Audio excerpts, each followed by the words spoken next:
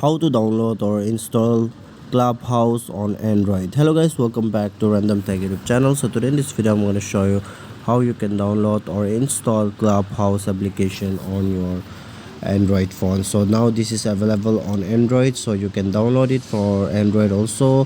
Firstly it was on iOS, so let's get started. So guys, before starting the videos, I would like to request you, please do hit that subscribe button and press the bell icon.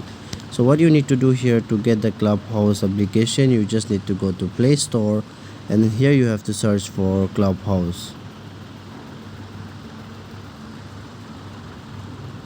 So you have to just search for Clubhouse, and there will be lots and lots of Clubhouse, but this is the original one. So just what you need to do, simply click on this Clubhouse, and then you have to click on pre-registers option.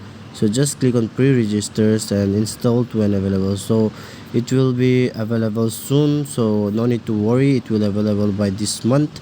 So yeah, this month I have got an official notification for this. So you can use how Clubhouse on your Android also now.